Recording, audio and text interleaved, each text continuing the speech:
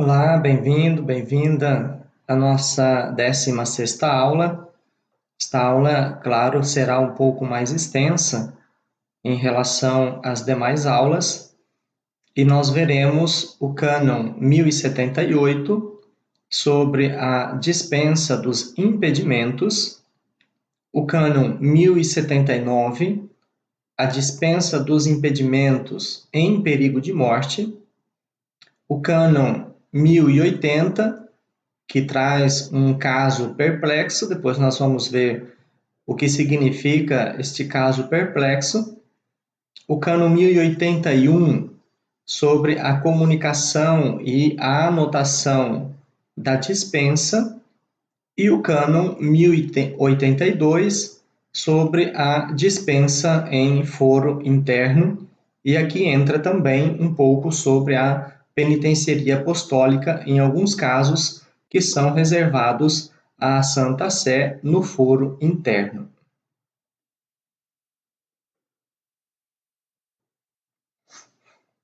O cânon 1078.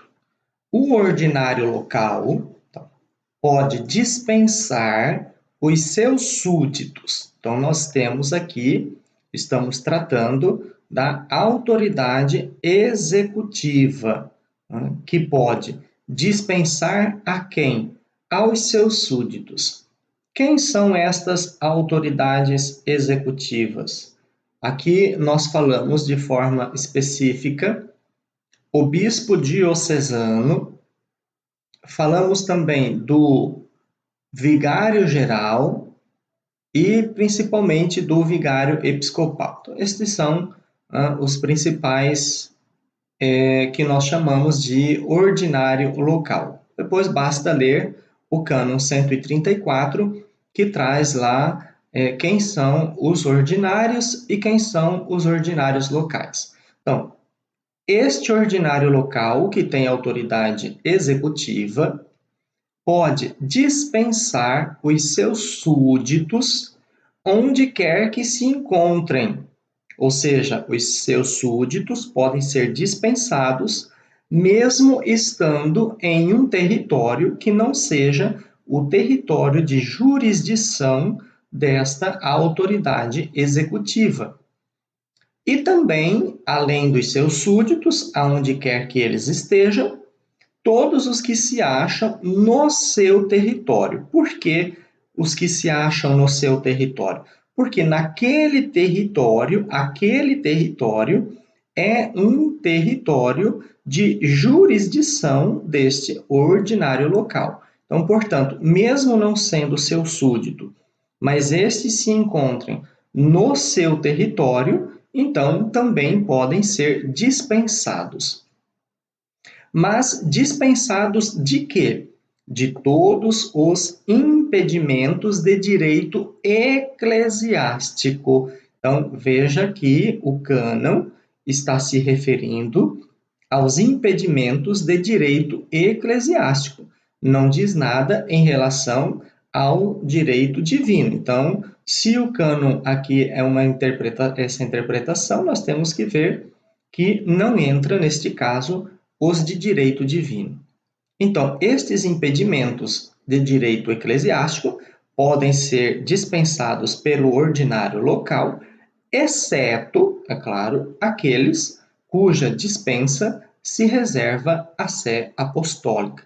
E nós vamos ver, então, um pouco mais adiante, como é o caso, por exemplo, dos impedimentos de ordens sagradas, dos impedimentos de voto público perpétuo e impedimento de crime, que também são reservados à sé apostólica. Os impedimentos cuja dispensa se reserva à sé apostólica são os impedimentos provenientes de ordens sagradas ou do voto público perpétuo. Voto público perpétuo, um instituto religioso, uma sociedade de vida apostólica de direito pontifício, né? De castidade num instituto religioso de direito pontifício. E o impedimento de crime mencionado no cânon 1090. Então, estes impedimentos são reservados à sé apostólica e precisam, portanto, para que se contraia matrimônio, tendo a presença de um destes impedimentos, se requer a dispensa da sé apostólica, exceto em alguns casos, como nós veremos um pouco mais a seguir. Nunca se dá dispensa do impedimento de consanguinidade em linha reta ou no segundo grau da linha colateral, que aqui nós estamos falando de consanguinidade e se trata muito mais em relação ao direito divino do que propriamente ao direito eclesiástico. Então, aqui, consanguinidade na linha reta seria o matrimônio com pai, mãe, vô, avó, ou com filho, filha, neto, neta, e segundo grau na linha colateral. Quem que está no segundo grau da linha colateral? O irmão, a irmã. Então, aqui neste caso também não se dá o impedimento. Então, vocês vejam bem que o impedimento, como nós veremos a seguir, ele é até o quarto grau na linha inclusive, na linha colateral, inclusive.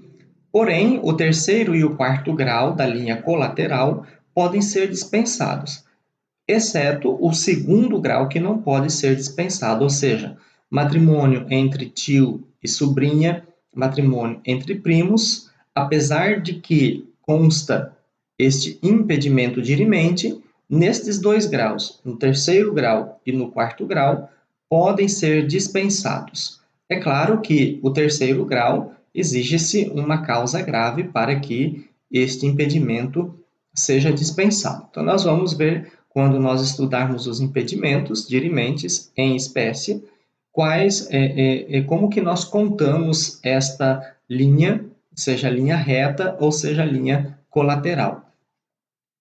A dispensa e a competência do ordinário local. Então, em conformidade com a deliberação da Christus Dominus 8, apresentada no cânon 87, parágrafo 1º, o cânon 1078 reconhece ao ordinário do lugar, bispo diocesano e equiparados, administrador diocesano, vigário-geral e vigário episcopal, conforme cânon 134, parágrafo 2º. Então, reconhece ao ordinário do lugar uma ampla faculdade de dispensa, com a finalidade de um maior serviço pastoral. Então, a finalidade desta dispensa que o ordinário do lugar pode conceder, a sua finalidade é para que se dê um maior serviço pastoral e uma maior atenção às pessoas que necessitam. O que é a dispensa?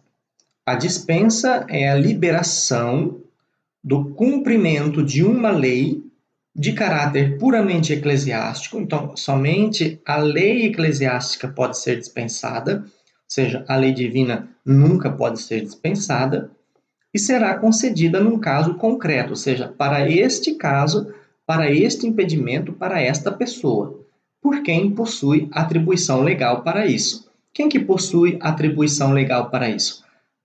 De uma certa forma, falamos assim da autoridade executiva, que pode conceder esta dispensa, exceto aquelas que são próprias da Santa Sé. Então, aqui nós falamos do ordinário local. As leis de direito divino não podem ser dispensadas, somente as de natureza eclesiástica. Contrariamente ao quanto estava estabelecido no cânon 1040 do Código precedente, ele pode dispensar de todos os impedimentos de direito eclesiástico, com exceção daqueles cuja dispensa é reservada à Santa Sé. Então, pode dispensar os próprios súditos onde estiver, seja no território da sua competência ou fora dele, e no próprio território todos aqueles que se encontram de fato, também os forasteiros e os vagantes. O cânon 100 nos dá uma definição de quem são estes forasteiros e quem são os vagantes. Estão reservados à Santa Sé somente 3 dispensas: sobre o impedimento derivante das ordens sagradas, cânon 1087, sobre os impedimentos dirimentes do voto público e perpétuo de castidade, emitidos no Instituto Religioso de Direito Pontifício, e sobre o impedimento de crime de conjugicídio, né? O esposo que mata a esposa, A esposa que mata o esposo para se casar com outro, ou de forma direta ou de forma indireta. O cano, então, o cano 1079, né, em perigo de morte, ou seja, urgindo o perigo de morte, e aqui de fato tem que ser um perigo de morte eminente, não só uma possível notícia de morte, mas que de fato a pessoa esteja em perigo iminente de morte, o ordinário local pode dispensar seus súditos onde quer que se encontrem, e todos os que se achem no seu território, seja de observar a forma prescrita na celebração do matrimônio, ou seja, em perigo de morte, pode ser dispensado também da forma canônica, né? Pode ser dispensado da forma canônica, e em perigo de morte também pode ser dispensado de todos e cada um dos impedimentos de direito eclesiástico públicos ou ocultos, né? Públicos ou ocultos,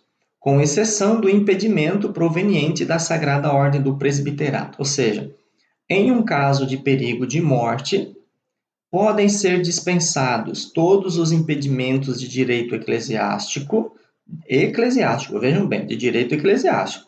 Aqueles de direito divino não podem ser dispensados em hipótese alguma. Então, o caso, por exemplo, do matrimônio na consanguinidade na linha reta e no segundo grau da linha colateral. Então, nesses casos, não podem ser dispensados. E estes impedimentos, com exceção também do impedimento da Sagrada Ordem do Presbiterato. Então, se tem um presbítero, é um padre que deixou seu ministério, contraiu uma união com uma pessoa e e está em perigo de morte e gostaria de contrair matrimônio com a sua companheira, porém não recebeu a dispensa da Santa Sé para isso. Então, neste caso, por ser presbítero, o ordinário local não pode dispensar deste impedimento, mas pode dispensar, por exemplo, um diácono. O diácono pode ser dispensado em um caso de perigo de morte, mesmo não recebendo a dispensa da Santa Sé. Nas mesmas circunstâncias de que trata o parágrafo 1º, e aqui então nós temos uma abrangência maior desta dispensa em caso de perigo de morte, mas somente nos casos em que não se possa recorrer ao ordinário local, né, aqui nós vamos ver, por exemplo, se recorrer por telefone, se recorrer por telégrafo, por tudo aquilo que possa ser uma forma de tornar público o pedido que está sendo feito, significa uma forma de que não se possa recorrer ao ordinário local. Então, neste caso, em perigo de morte e não se pode recorrer ao ordinário local, porque a morte não espera, tem o mesmo poder de dispensar. Quem pode dispensar neste caso? Então, veja bem, que caso? Em perigo de morte e que não se pode recorrer ao ordinário local. Seja o pároco, o ministro sagrado devidamente delegado, por exemplo, aquele que vai assistir ao matrimônio, né, e o sacerdote ou o diácono que assiste ao matrimônio. Então, de acordo com o cânon 1116, parágrafo 2º. Então, estes podem dispensar em perigo de morte e no caso que não possa recorrer ao ordinário local. Então, o pároco, o ministro sagrado devidamente delegado, né, para os matrimônios, o sacerdote ou o diácono que assiste o matrimônio, então estes também podem dispensar nestes casos. Em perigo de morte, o confessor tem poder de dispensar dos impedimentos ocultos. Então vejam bem que aqui nós estamos falando de impedimentos ocultos, né, no foro interno, dentro ou fora do ato da confissão sacramental. Então, pode se tratar de um foro interno sacramental, o sacramento da penitência, ou um foro interno não sacramental, que é aquele que o confessor ou o padre tem o conhecimento também de que estes impedimentos estejam ocultos e no foro interno. No caso mencionado no parágrafo 2º, considera-se que não se pode recorrer ao ordinário local se só for possível fazê-lo por telégrafo ou por telefone. Telégrafo, nós sabemos que é um meio que as pessoas tinham conhecimento. Telefone também. Então, aqui nós precisamos ver que o caso seja mantido no seu segredo e que não se utilize nenhum meio que possa, então, tornar público essa dispensa ou este pedido que está sendo feito pelo pároco ou pelo padre delegado ou que vai assistir ao matrimônio. Então, estando em perigo de morte, quando, por qualquer causa interna ou externa, ou seja, uma doença grave, uma condenação capital com execução próxima, podemos colocar assim também uma cirurgia de alto risco, quando existe o temor provável da morte, mesmo que somente de um dos contraentes. Então, o caso de perigo de morte não significa que tenham os dois estar em perigo de morte. Basta que um dos dois esteja em perigo de morte. A Igreja quer ir ao encontro desta situação particular e conceder especial faculdade ao ordinário do lugar, ao pároco e a outros ministros sagrados, e também ao confessor. Então, por que se concede esta dispensa? Para que a Igreja esteja mais próxima destas situações particulares e que requeiram uma presença mais viva e atuante da Igreja. Então, é supérfluo notar que, também em perigo de morte, a concessão da dispensa supõe ou requer uma causa justa e racional, né? A norma do cano 90. Deve-se, contudo, evitar todo o escândalo na concessão das dispensas. É preciso sempre observar este dado do escândalo. Será que dar a dispensa vai ser mais prejudicial ou vai ajudar uma situação? Se for algo que vai ajudar, então se concede a dispensa. Se for algo que pode levar a prejuízo do bem público da igreja, então não se concede a dispensa. O ordinário do lugar pode dispensar os próprios súditos onde quer que residam, e também pode dispensar aqueles que estão no território da sua competência. Da forma canônica prescrita para a celebração do matrimônio, então podem dispensar da forma canônica prescrita para a celebração do matrimônio, ou seja, dispensar a assistência do ministro sagrado, seja da presença das testemunhas ou de ambas.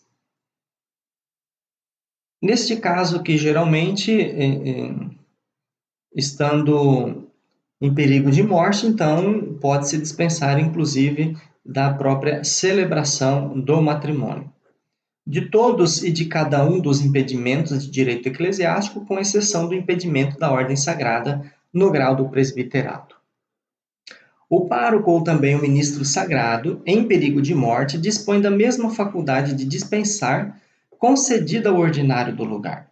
Então, quem são os que podem dispensar também? O pároco, no exercício da sua função, o ministro sagrado, o sacerdote ou diácono, devidamente delegado para o matrimônio, o sacerdote ou diácono não delegado para assistir canonicamente ao matrimônio, mas presente segundo o cano 1116, parágrafo 2º. Aqui a gente sabe que quando não se tem o ministro sagrado devidamente delegado, mas ou não se fez presente, mas que naquele momento tem a presença de um diácono ou de um presbítero, de um sacerdote, então que está presente naquele momento, ele pode, através da supleta eclésia, ele pode então assistir aquele matrimônio e até mesmo conceder as dispensas que são necessárias. O parágrafo 4 determina que se considera impossível o recurso ao ordinário local se deve recorrer através de telégrafo ou telefone. E uma outra figura também que o cânon apresenta é a figura do confessor. Então, uma particular faculdade é concedida igualmente, em perigo de morte, ao confessor.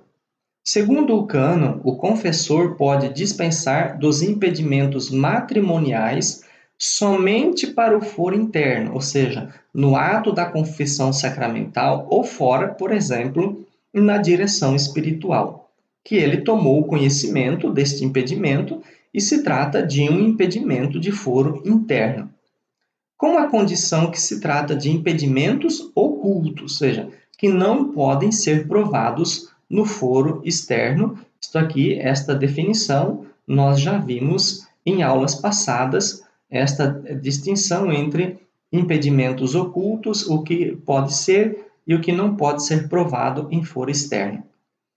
Obviamente, ao confessor não se aplica a cláusula solum procasibus in quibus nelogi quidem ordinarius adire posse, ou seja, mas somente nos casos em que não se possa recorrer ao ordinário local. Então, neste caso, ao confessor, esta cláusula não se aplica, basta que esteja em perigo de morte, né, estando em perigo de morte, de um impedimento oculto, ele pode dispensar. O confessor, como tal, não pode dispensar da forma canônica. Então, aqui que está a diferença, né? Ele tem uma característica a mais, que ele pode dispensar não recorrendo, né, ao ordinário local, porém não pode dispensar da forma canônica, como podem os demais que nós já vimos, né? O padre devidamente delegado ou aqueles que estão ali presentes ao ato, que por sua natureza pertence ao foro externo, né? Não se pode recorrer ao ordinário do local.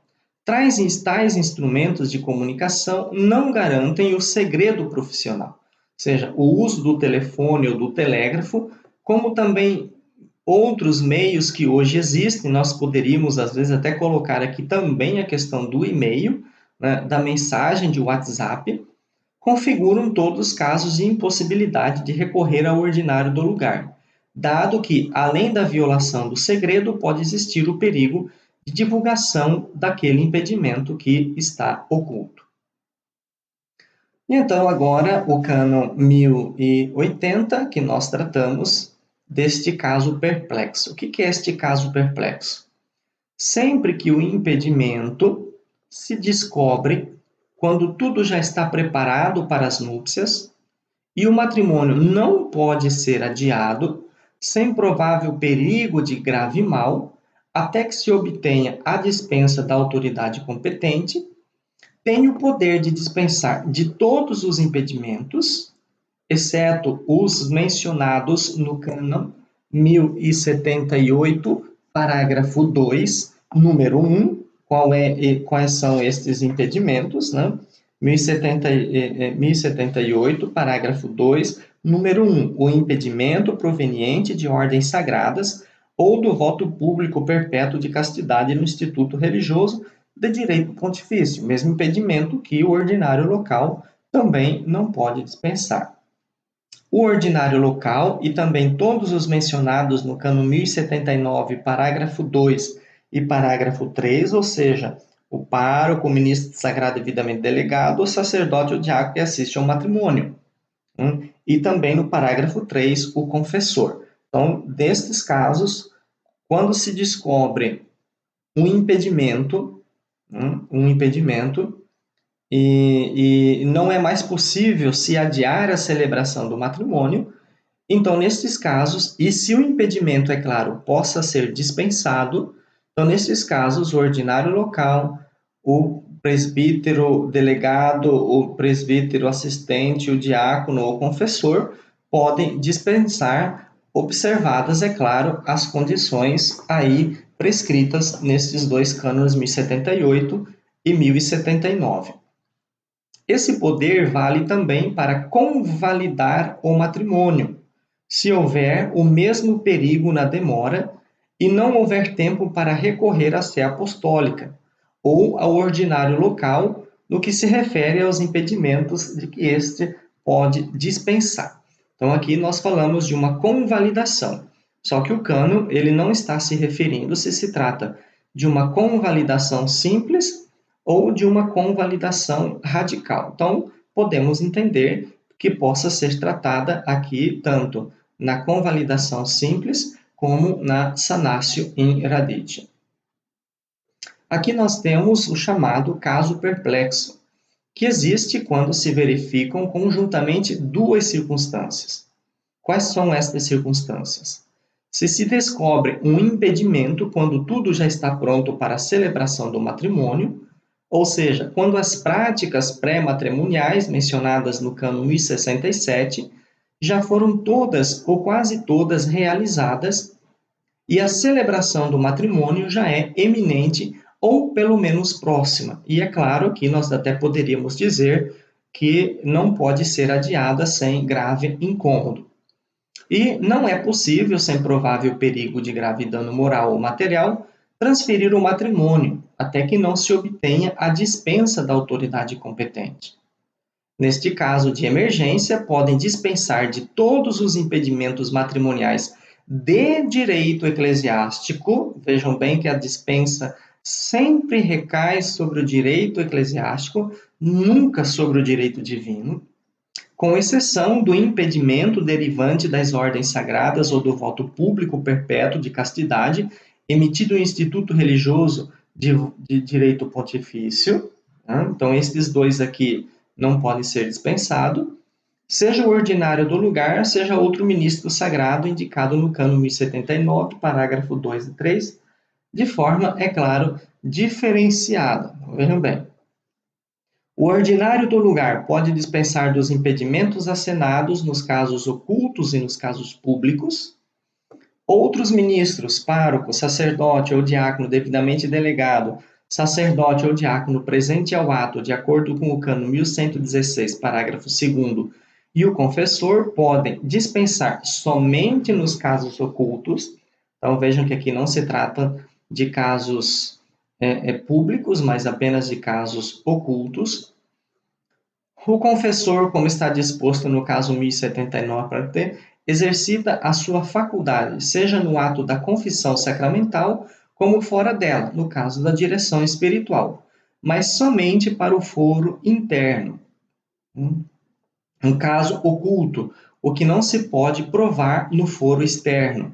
Foro interno, tratado no sacramento da penitência ou na direção espiritual. Então, o que é um caso oculto? É o que não pode ser provado no foro externo.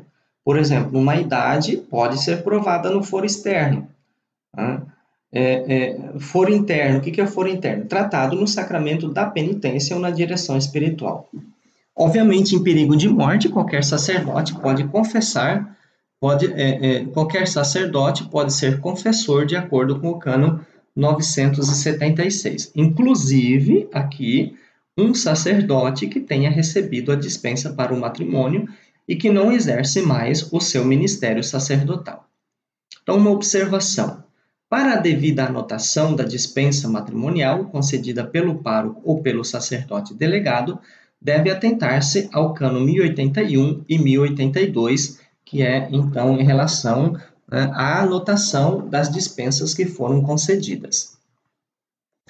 O Cânon 1080 refere-se a caso oculto, ou seja, aquilo que está oculto, e não a impedimento oculto. Então, um caso oculto pode ser um impedimento oculto, pode ser um impedimento público. Então, é uma expressão que comporta outro sentido, ou seja, o impedimento oculto é o que não pode ser provado. O caso oculto, pelo contrário, pode abranger tanto o impedimento oculto como o impedimento público. Então, por isso que o Cânon 1080 está se referindo a caso oculto. Este caso oculto pode se tratar tanto de um impedimento oculto como um impedimento público que ainda também não tenha sido conhecido. O impedimento público é aquilo que se pode ser provado através de um documento. Pode tratar-se com efeito de um impedimento público suscetível de prova sem deixar de ser caso oculto, ou seja, este caso oculto não está conhecido, mas pode ser provado, né, publicamente. Isto é, uma circunstância desconhecida nos fatos. Então, os fatos, né, deste impedimento, que pode ser provado no foro público, né, ainda não são conhecidos, então estão como casos ocultos. O cano 1081 e o pároco ou o sacerdote ou o diácono, mencionados no cano 1079, parágrafo 2º, informe imediatamente o ordinário local sobre a dispensa concedida para o foro externo, seja ela anotada no livro do casamento. Então, se foi, por exemplo, dada uma dispensa, vamos supor, para a consanguinidade na linha colateral no quarto grau, então, esta dispensa dada pelo pároco ou sacerdote ou diácono, que não é o ordinário local, então, esta dispensa deve ser comunicada ao ordinário local para que ela seja anotada no livro de casamento.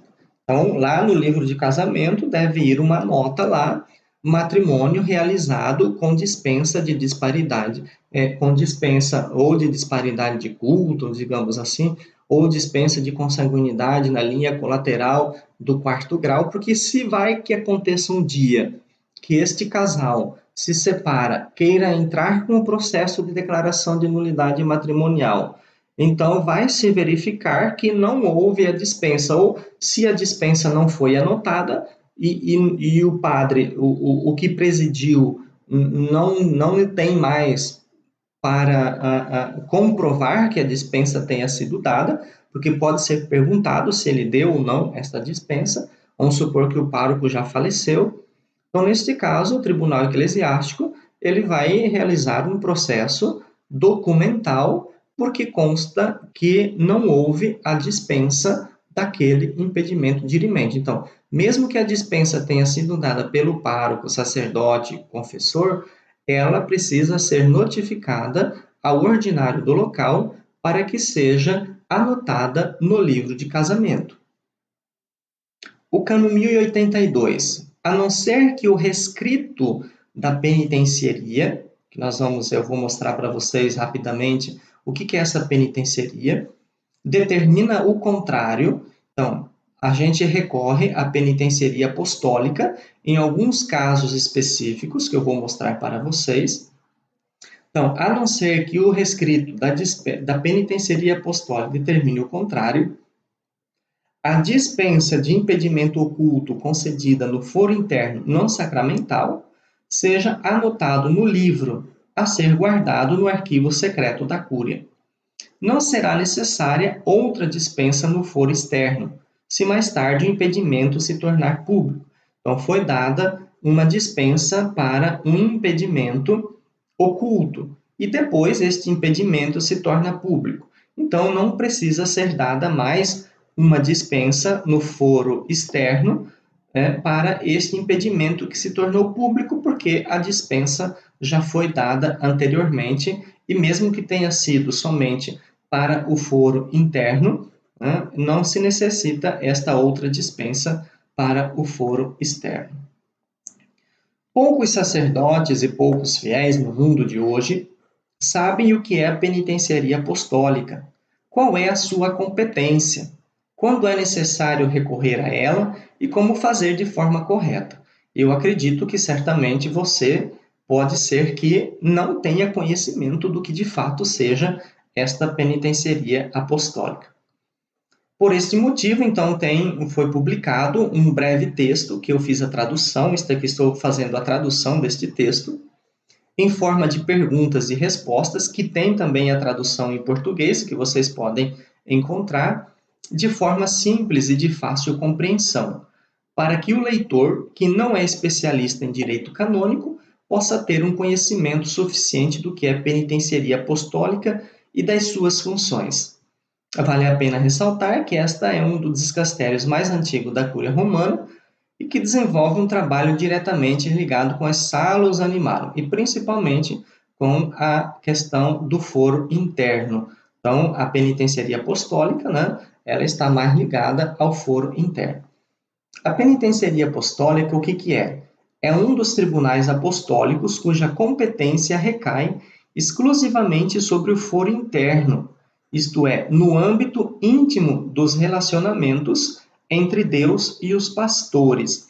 Por exemplo, um delito que é reservado à sé apostólica, que nós vamos ver depois, né, que é reservado à sé apostólica, que ainda está no foro interno e que comporta uma excomunhão late sententia, e o delituoso, o que cometeu o delito, vem e se confessa. Então, neste caso, o confessor pode mandar um recurso para a penitenciaria apostólica para que ela conceda, naquele pecado reservado, naquele delito reservado, conceda a absolvição daquela pessoa que, cometendo o delito, foi excomungada. Esta concede absolvição, dispensa, graça, sanação e comutação, ou seja, mudança. A penitenciaria apostólica foi confiada também a concessão de indulgências. Então, todas as indulgências são concedidas pela penitenciaria apostólica e tem um manual próprio das indulgências. Os delitos que são de competência da penitenciaria apostólica são 5, ou seja, a profanação das sagradas espécies eucarísticas. Por exemplo, se você vai na comunhão, pega a Eucaristia, leva para casa, cola num livro, cola num papel, né? Para os fins que não são próprios e que não têm autorização, é uma profanação das sagradas espécies eucarísticas. Então, a pessoa ela incorre em uma excomunhão late sententia. Né? E se ninguém é conhecido, se de ninguém é conhecido, quem concede a absolvição e o retorno à comunhão é a penitenciaria apostólica. A violação direta do sigilo sacramental, o sigilo sacramental é apenas ao confessor, não ao penitente. É claro que o penitente é obrigado também ao segredo, mas não ao sigilo. O sigilo é somente o confessor. A absolvição do cúmplice de um pecado contra o sexto mandamento do Decálogo, vamos supor, o padre teve o caso com uma mulher e ele absolve esta mulher, né, do seu pecado. Então, neste caso, o pároco, o padre que procede desta forma, incorre em uma excomunhão late sententia. Outros delitos, a agressão física à pessoa do Romano Pontífice e a consagração de um bispo sem o mandato pontifício. Todos estes delitos são punidos com uma excomunhão late sententia, isto é, uma pena na qual se incorre automaticamente somente pelo fato de cometer o delito, cuja absolvição ou perdão é reservado a sé apostólico. Ou seja, uma vez cometido este delito, a pessoa está excomungada da comunhão eclesial. A um fiel excomungado é proibido. O que ele não pode fazer? Ter qualquer participação na celebração do santo sacrifício eucarístico, ou seja, quem está excomungado não pode participar da Santa Missa ou qualquer outro rito do culto litúrgico.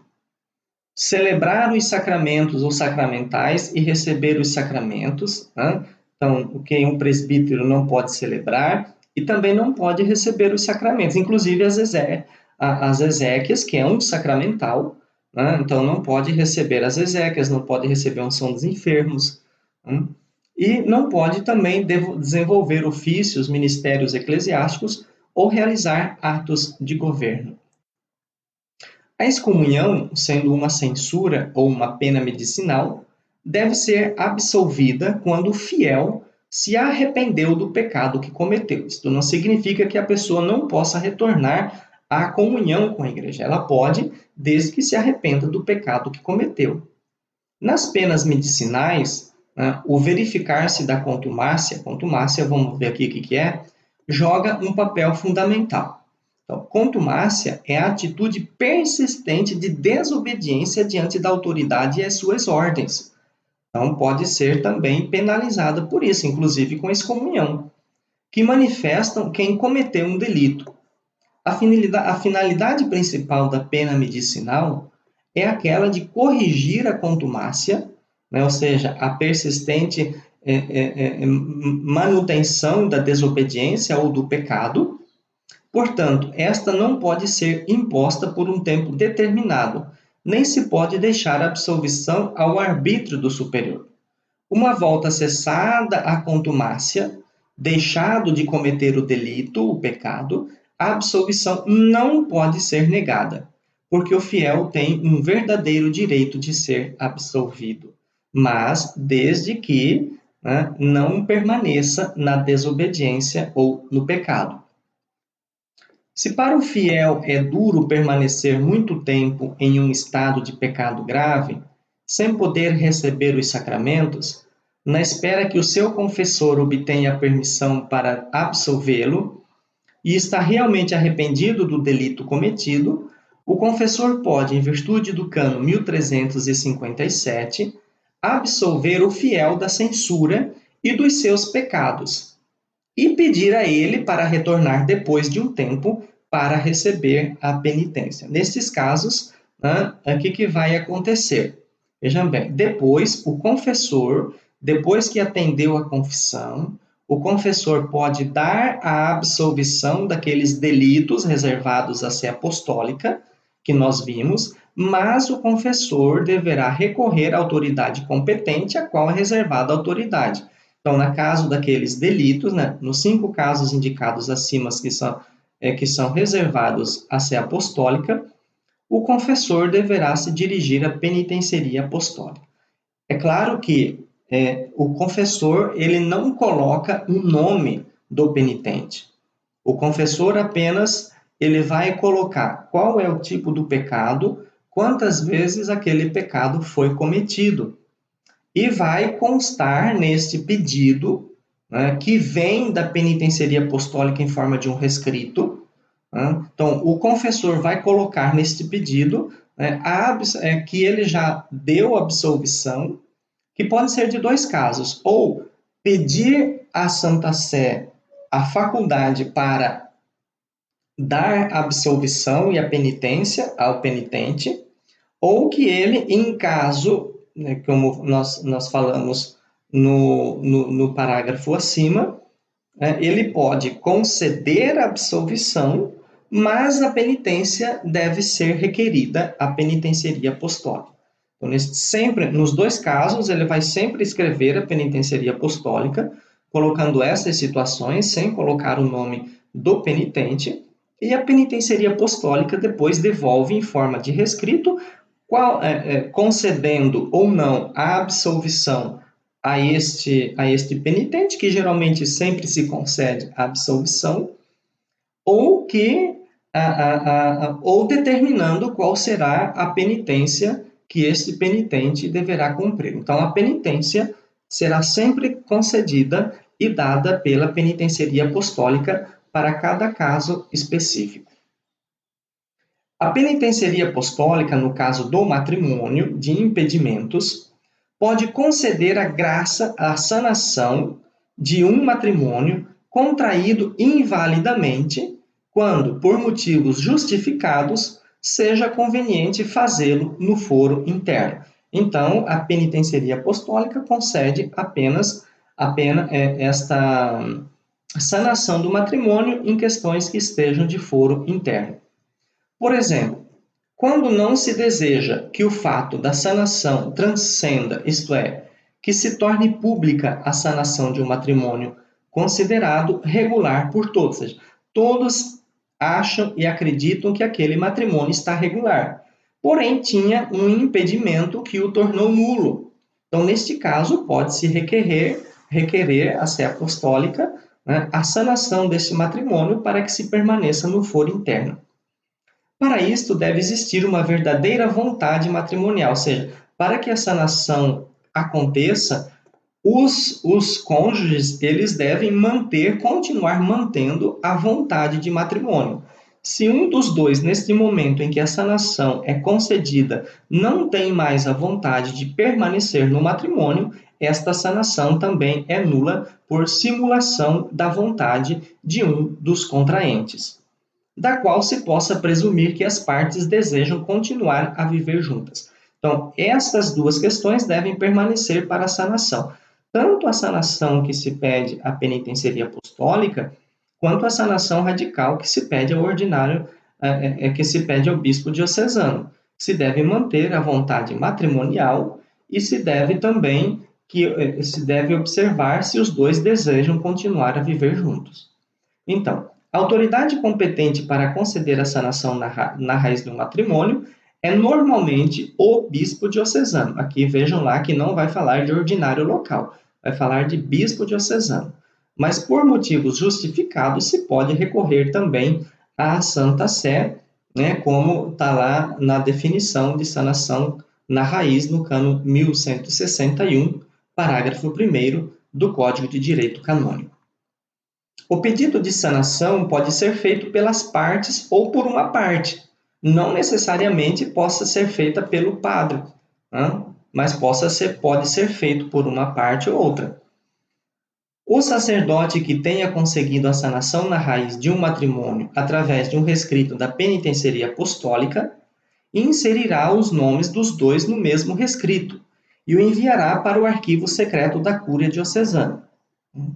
É conveniente que o solicitante ou os solicitantes conservem o número do protocolo do rescrito, em caso que seja necessário provar qualquer coisa no futuro. Protocolo do rescrito que vem da penitenceria apostólica.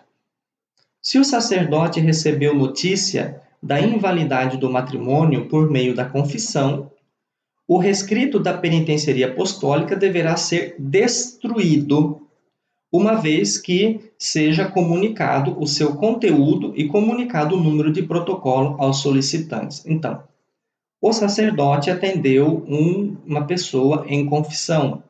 Descobriu-se um impedimento na confissão, de foro interno.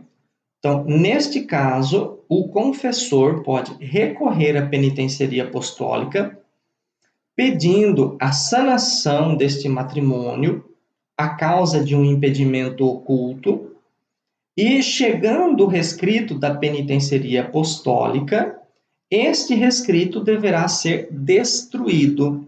Né? Deverá ser destruído. Por que destruído? Porque se trata de uma matéria de confissão. Então, se alguém ver este rescrito, pode se configurar em uma quebra de sigilo sacramental e o confessor, então, incorrer em excomunhão lá de sentença, uma vez que seja comunicado o seu conteúdo e comunicado o número do protocolo aos solicitantes. Ou seja, que conteúdo é comunicado?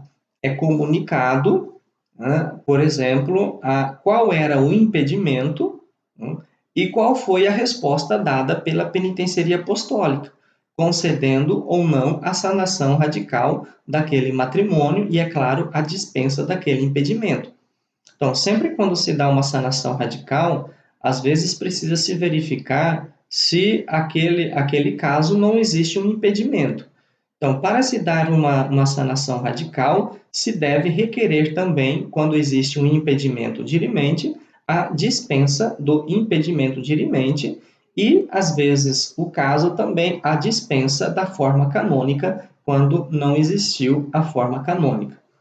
E comunicado o número do protocolo aos solicitantes. Então, àqueles que pediram, ao casal ou à parte que pediu, só se comunica o número do protocolo do rescrito que veio da Santa Sé, não, né, o rescrito. Este deverá ser destruído.